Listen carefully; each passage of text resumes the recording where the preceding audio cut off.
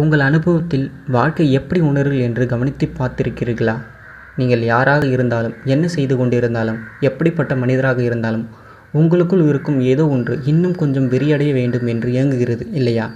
இது உங்களை பற்றி நீங்கள் புரிந்து கொள்ள வேண்டிய அடிப்படை ரகசியம்.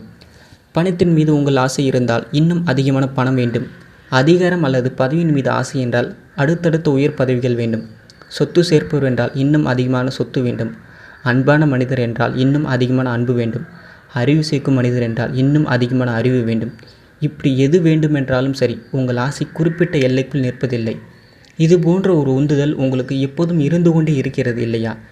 தற்சமயம் இருப்பதை விட மென்மேலும் விரிவடைய வேண்டும் என்ற ஆசை உங்களுக்கு இருக்கிறது. சரி, விரிவடைய வேண்டும் என்ற ஆசை உங்களுக்கு இருக்கிறது. ஆனால் அதை ஏன் இப்படி தவணை முறையில் செய்து கொண்டிருக்கிறீர்கள்? ஒன்று செய்வோம், உங்களை இந்த பூமிக்கு அரசனாகவோ அரசியாகவோ முடிசூட்டுகிறோம் என்று வைத்து கொள்ளுங்கள். அப்பாடா, இது போதும் என்று நீங்கள் திருப்தி அடைவீர்களா? அது எப்படி, அந்த நிலா இருக்கிறதே, அதுவும் கூட எனக்கு என்று நினைப்பீர்கள் தானே?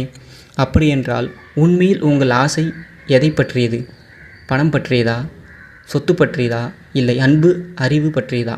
என்ன வேண்டும் உங்களுக்கு? நீங்கள் உண்மையில் தேடுவது என்ன?